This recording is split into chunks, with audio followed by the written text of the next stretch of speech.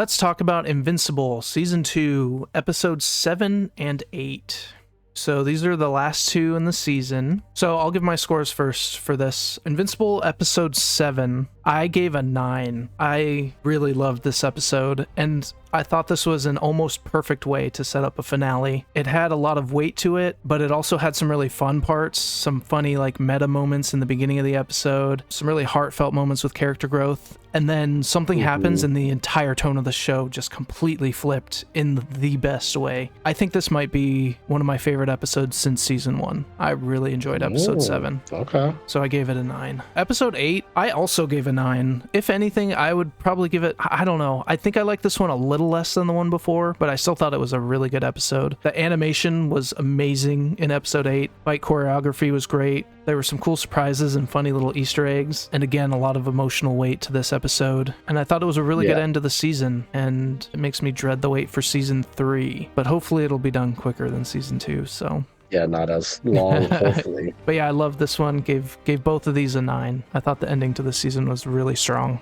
Okay, so episode 7, I agree. I really like this episode. I'm trying to debate if I liked it more than episode 6, because I really like that one. But I agree with you for episode 7. I'd probably give it an, I don't know, because you're right. There are some moments where it gets heavy. I'll give it an 8. I think there's a couple episodes I liked more. Okay. I think. But I agree with most of what you said. It had very kind of meta moments and then also downtime and things got serious. It was like an all-around solid episode and a good setup. So the finale, episode 8, so that one I'll give it 8. And then the finale, this is where I think you and I are going to differ. Kind of like Godzilla. I'm a little torn with this one because I think emotionally, this is an amazing episode. And Steven, the voice actor for Invincible, I thought did freaking amazing in this episode. Top freaking notch. So like as far as animation and the voice acting and like the kind of the emotional part, I thought it was an amazing episode. But as a finale, I thought it was very mid personally. Like the villain, and again, I haven't read the comics, so I'm basing it just off of this season and this episode, was so pointless. And I get it. Like I get what they were trying to do with the villain, like to get Invincible to the point he is at. But it could have been any villain that did that. Like he was such a forgettable in this moment in time. Again, I'm not talking about comics, I'm talking about in this show, in this episode. For a finale, like relative to the season 1 finale, it's no comparison for me. Yeah. Like it's no comparison for me. Like I thought this finale was mid. It was good, but it wasn't great. There were certain things I didn't like, but we'll talk about in spoilers. Like I said, that there's definitely positives, which is why I'm probably gonna give it. I'd probably give it a 6, to be honest. I think it's above average. I think the animation, the voice acting, and some of the story beats bring it up for me. But I think that relative to the season 1 finale, there's no comparison for me. I mean, I don't want to say it's anticlimactic because there are things I really like about this episode, like we'll talk about. I just think for a finale, it dwindled. I thought episode 5 and 6 and 7 were better in this episode. Like I really liked the second half of the season, but I think it ended weak. I think 5, I even think 4, the mid-season finale, whatever I call it, I thought these episodes were probably better in this one. Interesting. Okay. That being said, there is positive. I don't want to sound like a negative Nancy, which we'll talk about in spoilers. But I do like a lot of things about this episode. But yeah, so I'd give this one a 6. Okay. Let's get into spoilers so we can work through and see where we differ on this. So, spoilers for Invincible Season 2, Episodes 7 and 8. Okay. All right. I think, listening to you talk about it, I think the biggest thing that might have caused that was they set him up all the way back in the first episode, and then we waited so long to see him that I think maybe that kind of built up something that it wasn't going to be. So, do you agree with that? I think for sure. Yeah. I think for sure. In that first episode, they hyped this dude up to be the freaking Thanos. Yeah. He started off as a good guy, and he hates Invincible now, and he's going through his multiverse and doing something. We didn't even really know. We didn't see him for 7 episodes, 6 episodes, and you see him in an after-credit scene randomly. And in this episode, while he was good, we're in spoilers, right? Yeah. He dies, and I get what they're trying to do. There was a purpose to it for a story beat. But why this? What was the point of building him up to be this multiverse god dude? And maybe he'll come back. Maybe there's multiple versions of him. I'm sure it's there definitely is. Maybe. Yeah. But in the context of this season and the finale, a freaking weak weak villain. My lord, they could have had the lizard guy make him like this. Like, this is a weak villain. I think it was anticlimactic. I was not a fan of it. I totally see why you feel that way, and I agree to an extent. I don't think they should have built him up for so long just to have it be this, but I think the fact that he was a good guy and like Mark was like pleading with him because he knows he was good is part of why Mark is so conflicted at the end. Which I do like that. I like all that. I like that too. Build it up. We could have a whole season long of like they had interactions here and there, like, you know, like a Spider-Man villain, like a Doc Ock kind of, like, in a sense, but like they didn't do anything. It's true. He just kind of disappeared. They did nothing for a long time, and with the break, it felt even longer. Yeah, the break definitely didn't help, which is that definitely didn't help. Like I mentioned, like I agree with you. Like I liked the outcome. I liked where it put Mark and his dilemma and his conflict, and it's almost flipped. Like it's almost like which we'll get into. Omni-Man and Invincible almost kind of flipped at the end. You know, like he's kind of being conflicted, and Omni-Man misses his wife and it's turning. So I like what it set up. That's why I still like the episode. I gave it above average because I think what it was trying to do was great. Like the positions they're trying to put everyone in. I thought it was great. Like it's interesting. And I think that's a really good point I have in my notes, that this kind of mirrored season 1 where it like flipped it. So I totally agree with you on that, because we'll go more into it in depth. But in season 1, Mark saw his dad not holding back and how much of a monster he became. And in this one, Mark finally didn't hold anything back and went all out. And then now he sees how much of a monster he could become if he even lapses for just like 1 second. Yeah, so I like that. It's a good parallel to like season 1. But I agree that and I also like the villain was nowhere near it. It's so hard to beat season 1's ending. Like I definitely was not expecting it to be up to that. Look, I'm gonna put this up there now. Like the season 2, while I really liked it, to me it has no comparison to season 1. Season 1 is still top tier. No one could change my mind on that. Yeah, I definitely think I would rate season 1 higher. Like I still really like this season. I think what I liked about the season, especially the second half more so. The first half was a little weaker. As you kind of, it felt like it started kind of the lore and the characters, especially like Rex and this all a lot like what Donald. Like it kind of expanded some of the side characters more and the lore more, and so I did like all that.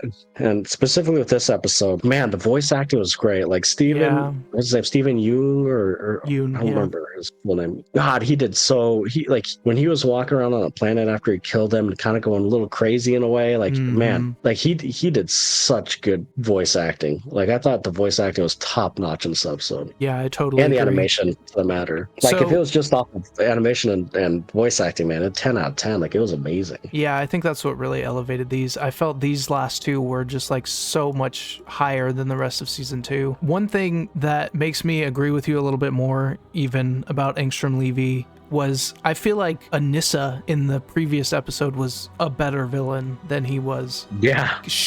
That's why I think episode 7's my favorite episode of this season, because that was good though. Yeah, that whole episode is like kind of like the first 3/4 of the episode is like kind of fun. There are some like emotional moments with like Donald talking to Rick, which I liked, and learning that Donald had died 39 times. But then there's also like scenes with Mark having fun with Amber at a Comic-Con, talking to Rex. And a little meta with the animator guy. I loved that part. That part had me smiling the entire time. And I wonder if they even went more meta, because the animator guy said that the next season would be coming out in less than a year. And I was like, oh, are they talking about this show? Is that going to be... Yeah, I feel like they're making fun of themselves. Yeah, they were, for sure. Bit, right? Because they didn't know everyone was complaining. Yeah, and I loved how he's like, oh yeah, sometimes we don't show their mouths so we don't have to animate it. And then the shot would actually be that, and he's like covering his mouth. He's like, oh, I've never noticed that. Those were funny. I really like, oh, it's the far away shot. You think it's still animated, but it's just easier. Yeah, no one. But it's so far away, no one notices that no one's moving. Yeah. I thought that was really good. You're right. I think episode 8. Well, I rated it higher too. Episode 7 was great, and like you said, it got real.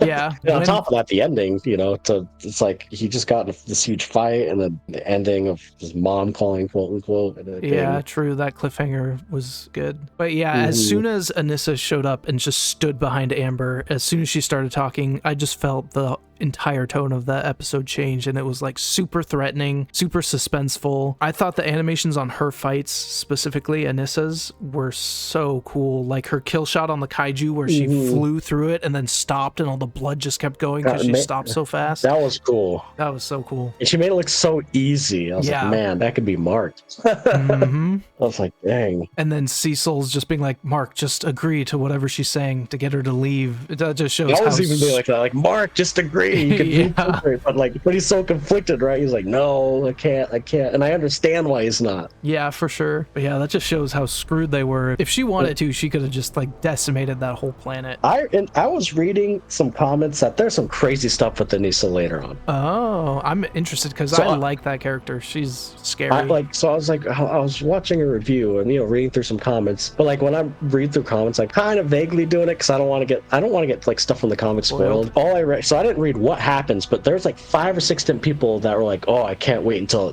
that Anissa moment happens, and then people are saying, are they going to do that on TV and stuff like that? I'm like, oh my god, what happens with this character? Like there's multiple people saying stuff about Anissa, and there's like everyone's talking about that moment in the comics. Like, what moment? What? Yeah, I cannot wait. I know, but I don't. I'm like, huh. Interesting. So that character isn't. Well, they showed her later on too in episode 8, didn't they? Yeah. Or was it episode 7? It was the end of episode 7 because she fought Alan. Okay. And he That's got captured. Yeah. Which was, I like that Alan's part great. because we saw her just totally destroy Mark without even breaking a sweat. And then she finds Alan and he's able to like not really be bothered by her that much. Yeah, he can hold his ground. It's like, oh yes, Alan's strong. Heck yes. I love Alan, man. He's so great. I know. And his scenes in episode 8 with Omni-Man were great too. Yeah, those were good scenes. I guess that's one thing we can touch on too with Omni-Man. His character is interesting because, and I read that line was like a famous line in the comics, like I miss my wife. Yeah, that was a good line. I heard like that was like a line in the comics, but I was like, oh, like he's saying that. I mean, he referred to her as a pet like a season ago. Yeah, so. Seriously. But I wonder how that's gonna go. I kind of agree with your take from the last time we talked that Omni-Man probably won't make it through the show. I'm pretty sure he'll probably have to like sacrifice himself or something for a little bit of a redemption. It'll be where like his wife, what's her name? Debbie. Linda. It'll be 2 things. It'll be Debbie absolutely can't stand him, and then he sacrifices himself, and he's like, oh my god, he really did change. Or it'll be he like finally convinces her, like, okay, like she's coming around, like, oh, he is a good guy, I'm gonna give him another chance, and then he dies. But who knows? Let me ask you this, because I was thinking about this. If there was no Omni-Man, would this show be as good as it is? Even when Omni-Man's not in it, his presence is felt. If this show had no Omni-Man, would it be as good? No way. Even just like season 1, how amazing season 1 was seeing Omni-Man just go kind of unhinged. And I don't know. It does seem like even when Omni-Man's not in it, the show is about Omni-Man's decisions at this point. Yeah. So I don't think so. Because I was thinking about that the other day. I'm like, man, like if there was no Omni-Man in the show, I don't think this show would be a top tier show. Like one character, it's crazy how well written. And one thing about episode 8 that I really liked, and I feel like is a little, it wasn't that highlighted, but when Angstrom Levy says that Oliver is unique to this one universe, I thought that was really interesting, and it makes total sense. He said he's never found him in other universes, right? Yeah, He's like, I haven't come across you in other universes yet. It's because this is the only one where Mark didn't join Omni-Man or die. Like, he stood up to Omni-Man, he's still alive, and that is what made Omni-Man change and go to the other planet and have Oliver. Was that Angstrom's whole plan, is just to go to every universe and kill Mark and his family? Was that what he was doing? Did they like explain that, or should we just? I don't think we saw it, but I think I just thought there was more. I don't know. I'm just disappointed because number one, we could have seen him go into different universes and do all these different cool marks, and it didn't like impactful and wow. We saw a little bit of it in episode 1. We saw a little bit of it in episode 8 also, like seeing that we saw the mark in all the black and yellow. Yeah, and I thought that looked pretty cool. But yeah, it was a very quick scene. Like it could have been a lot more impactful. I felt like for me it could have been like I don't know, like it was intense seeing it, but I don't know, like it would have been better if like having Mark go into those universes and seeing himself do that, or that's true. That would have been interesting to see. Or you know what I mean? Like it would have been, it would have been kind of cool seeing it from like Mark seeing it, like seeing his reaction, like, oh my god, Like I'm chopping dudes' heads off like in a line. Like yeah, that was brutal. Jeez. Yeah, I guess for me, it's just disappointing for me. Just I like where it landed, but I don't like how it got there, I should say. I think Angstrom Levy is an interesting idea for a character. I don't think they executed it as well as they could have, but I do think it gave us some interesting scenes. I liked all the Easter eggs from the different universes. Like we got that was pretty funny. Yeah, we got royalty-free Spider-Man and Batman. That was pretty funny. We saw zombies. I thought the Batman one was funny. Yeah, so the Batman one was funny. You call yourself a bat or whatever. What do you say? It's so funny. So you dress as a bat, and you're a man, and you call yourself, and then it kind of just got away. Yeah. Actually, all those scenes are funny. Even when he's just talking to those kids around the campfire. Yeah, we got he's just kind of chilling. And the like dinosaurs, they're like, oh, the human can talk. That means he can think. Yeah, all those scenes are great. I like them all. And even though I feel like Angstrom Levy could have been used better, some of the scenes with Debbie, like when he broke her arm, oh my goodness, I like recoiled from that. That was brutal. Yeah, seeing Debbie kind of getting beat up. Like those scenes that like Angstrom Levy was like that scene in the house, like it was a good scene. It was pretty tense. It was just, it was intense, especially when he was breaking her arm and he's like threatening, Mark's brother, Oliver. So like it was all good and intense, but there wasn't a lot of it, and it just ends, man. It just ends like right when it's getting good, like right when the villain's getting interesting, it ends. Like he was just starting to get interesting because we're actually seeing him. Yeah, it's true. I do think that was part of. I really liked that Mark didn't hold back, and I was really surprised how fast he destroyed him. I think he annihilated him. Even Mark does, because he's like, I thought you were stronger. You told me you were stronger. So he thought he could handle him at his full power. So I think that was an intentional choice of just how fast it ended. Yeah, which I was cool with that. If there would have been build up throughout the season and other interactions. Because even Mark didn't remember him. Yeah, I know. Mark's like, who are you, bro? To be fair, he does look a lot different, but yeah. I know. Like, it just, all they had to do, if they would have just had these random interactions, or even seeing Angstrom Levy go into other places and hunt down Marks, and like, I don't know, just seeing interactions with him and Mark, like even different Marks, like you understand him better, like why he's doing this. All these Marks are crazy. Like we see glimpses of it. I don't know, man. The buildup just wasn't there for me, and I get what they're trying to do. That's the best way to put it. Yeah, I kind of feel like there was just so many things going on this season that they just didn't have time to really build this up as the finale. There were so many. Did it feel like a finale to you? It felt like, or did it just feel like a really good episode? It kind of felt to me like a middle movie in a trilogy kind of ending. Yeah, so like almost like a mid-season, it feels like. Are there going to be more than 3 seasons, or is it just 3 seasons? We might not even know yet. That's a good question. But it definitely felt like I don't know.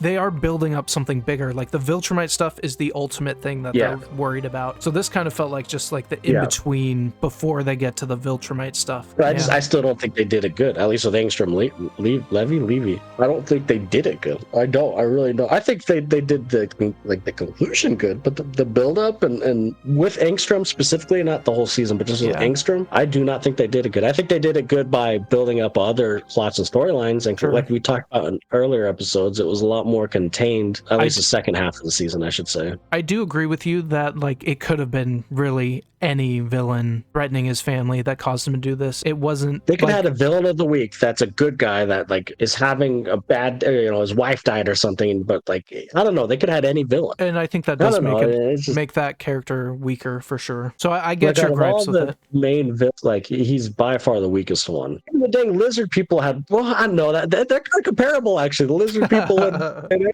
you hardly saw them, and then yeah, we heard about them a lot. They set them up for a while, and then they had one episode, and then they're gone. Yeah, where they were great in that episode they were in. God. Yeah, he's the lizard people level, man. But it was interesting seeing the future team that helped them get out of there. Yeah, true. That I did like that scene. That was really interesting. One question I have about that is, why was Rex in Robot's body and not Rudy? In the suit? Yeah, that was weird to me. I was thinking that too. And they specifically pointed it out, so you you knew, obviously. Yeah, because Rudy and Rex are like the same body basically, but yeah, they called him Rex, which was really So interesting. I wonder if we're going to see that kind of timeline eventually. I don't Because know. what did he say? He's like, do I get out of here? He's like, you do, but you don't like be the person, you won't like to see who you become. Mm-hmm. So they pretty much, those future people pretty much spent the next 20 years figuring out to go back to that exact moment to get him out of there so he doesn't turn into their version. That's really interesting. And of course, Eve said, was like, just, I love you, tell me something, which I'm all for that love story. We've talked about this in the past. That's what they're freaking setting up. I think you're right. Even the ending, well, I thought I don't want to say it ended abruptly. Like at first I didn't like where it ended, but after I thought about it for a couple hours, I'm like, you know what? I really like how it ended. It was just Eve and Invincible. He didn't go down to Amber. He went to someone who could understand him, and it was a very somber kind of like middle ground moment, like you said, where so much crap has happened. We're having a little small moment to end the season, and it's over. I didn't like it at first, but I thought about it. I'm like, okay, I kind of like this ending. It's a small moment with so much going on. Yeah, and I liked how they handled Mark and Eve. I was worried they were going to rush it a little bit after older Eve told him that stuff she told him. But it seems like it will happen. Mark just isn't ready yet because he's had a really rough He's almost week. like protecting her, right? Like, I think he feels like he can't. From what I got from it, number one is he's scared to get in a relationship again. But I got more so like he's scared to hurt people because like his mom's getting hurt. Yeah. Amber almost got hurt, in the last episode. Like, I think he's like, in a way, you think he's maybe protecting her. I think it's partly that, and also at this point, I don't think he thinks he deserves love because he just lost control and killed someone like so fast. And that's a good point too. Yeah, I think it's both of those. I like how the future Eve straight up said, "I love you." Like, there's not none of this. Does he love her? Does she love him? Does she not? We just know, and so now we're kind of following Mark's story. So like, I'm glad we're not like wondering, oh my God, does she like him? Does she not? It's more so like, is Mark ready? Like, is this ever gonna happen? I would much rather have it this way than them doing the like, she doesn't like him, she does like him, because this is more of an emotional reason of them not getting it together, not like a she doesn't like me reason. Yeah, exactly. I think that's much better writing and more interesting. Yeah. But yeah, like overall, like what would you rate the season overall as a whole? So we didn't do season 1. I'm trying to think what I would give season 1 and versus this one. I'm thinking like a 7 or an 8, somewhere in there for season 2. Okay. Whereas season 1 would be more of like a 9, maybe 10, but I don't know. Yeah. I'd have to go back and rewatch the overall season. I think it was definitely weaker than season 1, but still really good. Really enjoyed the show. Yeah, I'd be the same. I think season 1 would be a 9. I think season 2 would be probably for me, it would be a 7. Okay. I still think it's leagues better than a lot of superhero stuff, obviously, especially right now. For sure. But the lows are low in this season, and it does not hit the highs of the highs last season. It's tough to beat the highs of season 1. I know. Season it is amazing. It might not ever beat it. Who knows? Yeah. I will say I am excited. I hope this Viltrumite war, dude. I hope they go all out for this war, man. Yep. And whenever it happens, excited to see more Anissa too. So is that? Yeah, I am too. Is that Viltrumite war? Is that going to be like the series finale type build-up, or is that like a next season type build-up? What is that? I don't know. I feel like that has to be like a series finale type thing, right? Like, that's kind of what it feels like. Yeah. So like, maybe if there's, I don't know how many seasons they're gonna do, but like, I feel like if there's like 3 more seasons, I really don't see them doing it like next season. Robert Kirkman said that he plans on running the show for about 7 seasons. Wow. Oh Lord. Okay, so maybe, I mean, I don't think they're gonna wait 7 seasons or what? No. 5 more seasons for this. I think it'll be next season. Yeah, if that's the case, then for sure. Like, yeah, they're not waiting that long. What would they do after? I mean, I guess there's so much you could do, I guess. Yeah, just depends on which way they go. 2 things before we stop. So I understand these episodes are like an hour long, but what's up with these shows in like 6 or 7 or 8 episodes? I don't get it. Yeah, I feel like it's mostly a Disney thing that has those, but not totally, I guess. And I give it a little more of a break for animated stuff like this because Seance Dog's author said it's a lot of work. Like, can you just go to 10 episodes? That's all I'm asking. Yeah, but I will give this show a little bit of slack because these are long episodes. They're not like 20-minute episodes. Yeah, for sure. They're literally like 50 minutes to an hour long. So realistically, if you were to cut it in half, like most animation, realistically, I guess it's like 16 episodes. Yeah, or more. So I'll cut them some slack, I guess. But I won't cut them slack for a 2-year wait. I promise you that. Yeah. I hope it's much less than that for this one. Which I don't think they are going to wait 2 years. I think from what I was reading, they already started season 3, and it's only going to be a year wait. So it'll probably be the end of this year or like early next year. I think I read that Stephen Yoon said he's done recording his voice lines for season 3, so that's a good sign. Oh wow, yeah. Well, and no mid-season break either. None of this crap. Yeah, not for I 8 agree. episodes. 4 and 4 is just way too short. Yeah, and like you said, it affected the story in the sense of like we barely saw Engstrom, and we barely saw him even more because there's a 3-month break. Yeah. Anywho, that's pretty much all I got for that one. Yep, super excited for season 3. Hope it comes out soon.